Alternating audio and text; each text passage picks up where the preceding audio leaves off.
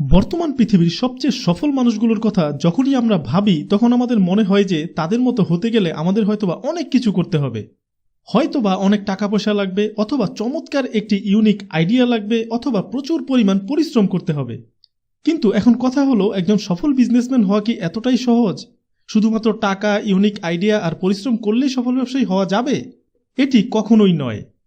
আমি এখন যে ইনফরমেশনগুলো আপনাদের সাথে শেয়ার করতে চলেছি সেই বইয়ের লেখক এখানে এই কথাগুলোকে ঠিক উল্টো করে বলেছেন। তার আগে একটি কথা বলে নেই, এই লেখক অনেক বছর ধরে একটি বড় সফটওয়্যার কোম্পানি চালাচ্ছেন যেখানে শত শত লোক কাজ করে যাচ্ছে। তার মতে নতুন কোনো বিজনেস শুরু করতে গেলে এই সকল কিছু দরকার হয় না। আসলে সমস্যাটা অন্য জায়গায়। আমরা যখন নতুন কোনো বিজনেস শুরু করার কথা ভাবি তখনই আমরা আমাদের এই ব্যবসাকে তুলনা করা শুরু করে দিই বিল গেটস, ল্যারি পেজ বা বড় কোনো বিজনেসম্যানের সাথে। আর ঠিক তখনই আমাদের মাঝে ভয় বা হতাশা কাজ করা শুরু করে দেয়।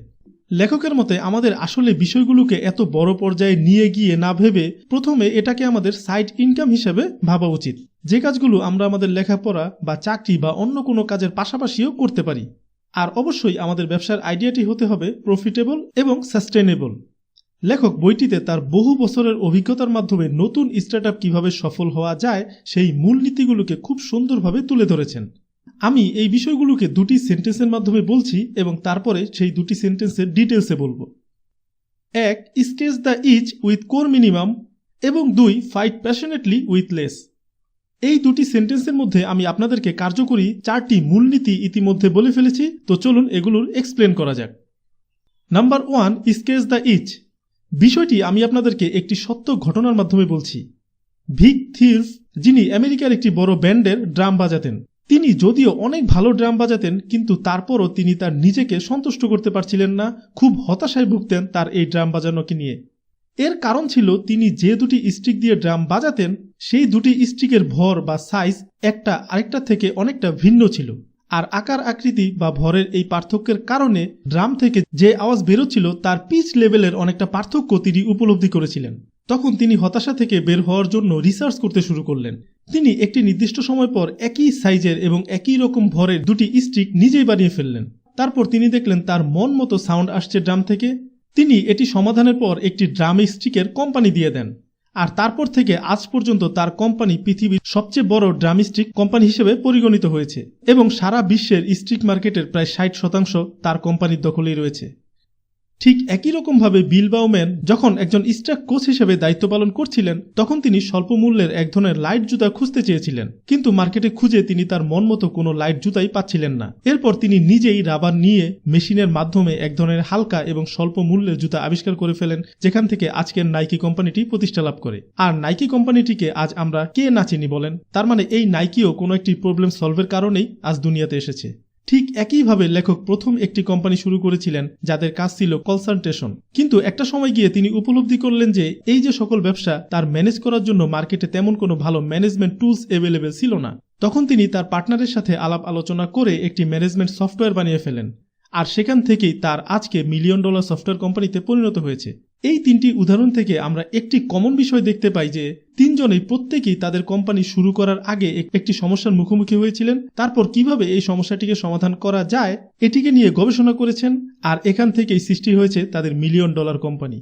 তো এখান থেকে নিশ্চয়ই বুঝতেই পেরেছেন যে আপনাকেও এমন কোনো আইডিয়া নিয়ে কাজ করতে হবে যা আপনার সামনে বা আপনার চলার পথে একটি সমস্যা হয়ে দাঁড়িয়ে আছে।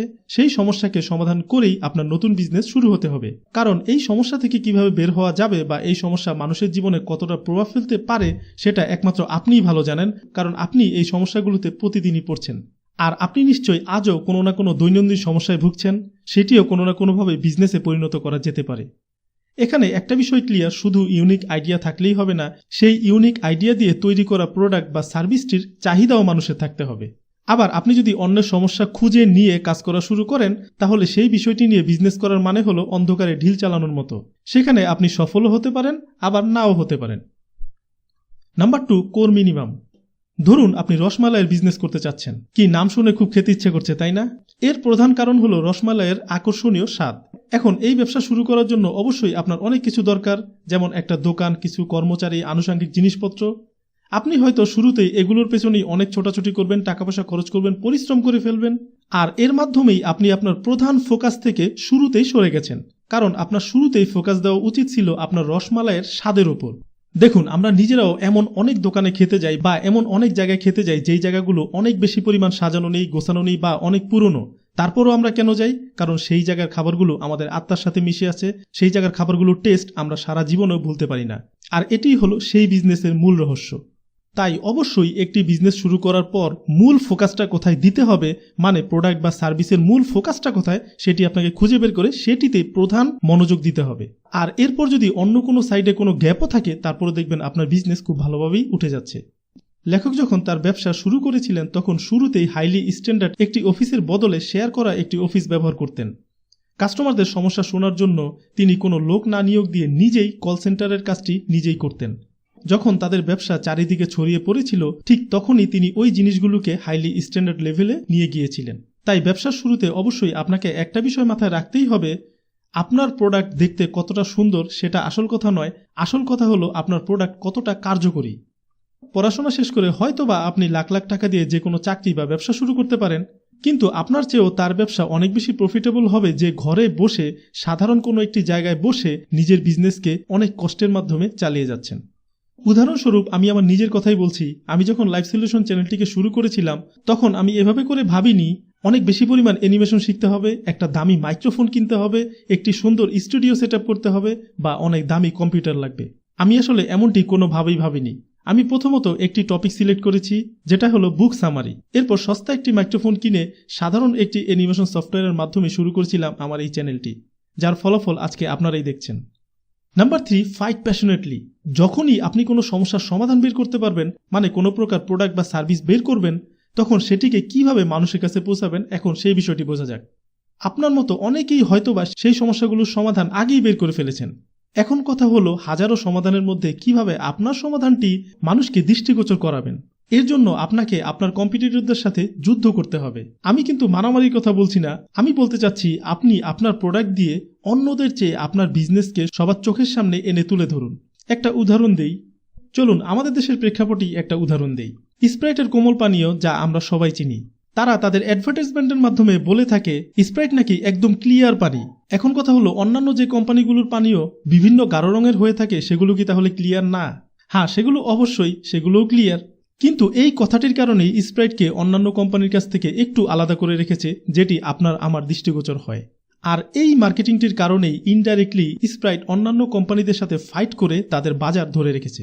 আপনিও যখন আপনার প্রোডাক্টটি নিয়ে মার্কেটে অন্যান্য কোম্পানির সাথে স্ট্রং লজিকের মাধ্যমে ফাইট করবেন, তখন আপনার প্রোডাক্টের প্রতি আপনার মতো সাইকোলজির লোকজন অনেকেই বিশ্বাস করবে এবং আপনাকে সাপোর্ট দিবে, যেটি আবার আপনার বিজনেসকে অনেক বেশি পরিমাণ এগিয়ে যেতে সাহায্য করবে।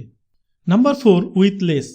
হার্ভার্ড এবং ক্যামব্রিজ ইউনিভার্সিটি সারা পৃথিবী জুড়ে অনেক বিখ্যাত, কিন্তু তারা কেন পৃথিবীর অন্য কোনো জায়গায় তাদের ব্রাঞ্চ খোলে না? তাদের জন্য কি এটা কোনো কঠিন বিষয়? কিন্তু তারা কখনো এমনটি করেই না। এর কারণ হলো তারা এটিই বিশ্বাস করে বিভিন্ন দেশে ব্রাঞ্চ খুললে তাদের যে কোয়ালিটি বা প্রভাব, সেটা কখনোই আগের মতো রাখা সম্ভব হবে না। আপনার আমার কাছে বিষয়টি আজব লাগলেও এই বিষয়টি তারা অ্যানালাইসিস করেই তারা এই ডিসিশনটিতে এসেছেন। এবার চলুন এই বিষয়টির সাথে আমাদের বিজনেসকে মিলাই। বেশিরভাগ ব্যবসায়ী বিশ্বাস করে যে তাদের ব্যবসা কতটা সফল সেটা নির্ভর করে তাদের বিজনেস সংখ্যার উপরে, অর্থাৎ তার কতটি প্রোডাক্ট বা কতটি ব্রাঞ্চ লঞ্চ করলো সেটার উপরে। কিন্তু লেখক এখানে বলেছেন যে এই ধারণাটি একেবারে সম্পূর্ণ ভুল, কারণ দুটি ব্রাঞ্চ বা দুটি প্রোডাক্ট নিয়ে আপনি যতটা ভালোভাবে বা সহজভাবে ম্যানেজ করতে পারবেন, 10টি ব্রাঞ্চ বা 10টি প্রোডাক্ট আপনি ততটা ভালোভাবে বা সহজভাবে ম্যানেজ করতে পারবেন না। উদাহরণস্বরূপ ধরা যাক আপনি আপনার বাড়ি থেকে বের হয়ে কোথাও খেতে যাচ্ছেন, আপনার সামনে দুটি রেস্টুরেন্ট পড়ল। প্রথম রেস্টুরেন্টে গিয়ে দেখলেন তাদের অসংখ্য আইটেম, সেগুলো দেখে আপনি শুরুতেই কনফিউজড হয়ে গেলেন। তারপর এক এক করে অনেকগুলো আইটেম ট্রাই করার পরেও কোনোটাতেই আপনার তেমন কোনো মজা আসছিল না। এর কারণ হলো তারা আসলে এগুলোতে আইটেমের কোনো কমতি না রাখলেও তাদের কোয়ালিটিতে অনেক পরিমাণ গ্যাপ রেখেছেন। তারপর যখন আপনি পরবর্তী রেস্টুরেন্টে গেলেন তখন সেখানে আপনি দেখলেন শুধুমাত্র কয়েকটি আইটেমই সেখানে রয়েছে এবং কিছু আইটেম আপনি ট্রাই করে খুব মজা পেলেন। আর এর কারণও হলো তারা কম আইটেম হয়তোবা রেখেছে, কিন্তু তারা কোয়ালিটিটা ঠিকঠাক মেনটেন করেছে। আর আপনার এমন এক্সপিরিয়েন্সের পর আপনি নিশ্চয়ই প্রথম রেস্টুরেন্টে আর কখনোই খেতে যাবেন না। আমাদের এই পয়েন্টটির বিষয়টিও ঠিক এমনই। আমাদের দেশে যারা নতুন বিজনেস করা শুরু করে তারা এই ভুলটি বারবারই করে থাকে। তাদের কম্পিটিটর যদি 2টি সুবিধা দেয় তাহলে তারা সুবিধার পরিমাণ বাড়িয়ে দিয়ে 3টি করে দেয়। তার কম্পিটিটর যদি 3টি সুবিধা দেয় তাহলে সে 5টি করে দেয়। এভাবে করে একটা সময় গিয়ে দেখা যায় তাদের সুবিধার পরিমাণ তো বাড়িয়ে তারা দিয়েছে ঠিকই, কিন্তু সেগুলোর কোয়ালিটি তারা ঠিকঠাক রাখতে পারেনি। তাই ব্যবসার শুরুতে প্রোডাক্ট বা সুবিধার পরিমাণ না বাড়িয়ে আমাদের উচিত সেগুলোর মানকে ঠিকঠাক রাখা বা মানকে আরও বাড়ানো। আর অবশ্যই ব্যবসাকে সংখ্যার উপর নির্ভরশীল করে প্রোডাক্টের মান নষ্ট করা বোকামি ছাড়া আর কিছুই নয়। তাই অবশ্যই ব্যবসার শুরুতে আমাদের এই বিষয়টি মাথায় রাখতেই হবে। আর এতে করে আরও 2টা সুবিধা হবে, আমরা আমাদের টাকাকেও বাঁচাতে পারবো এবং বেস্ট কোয়ালিটি সম্পন্ন প্রোডাক্ট বাজারে সাপ্লাই করতে পারবো। অনেক মানুষ বলে, আর আমরাও এটিই বিশ্বাস করি যে ব্যর্থতা থেকে আমাদের শিখতে হবে।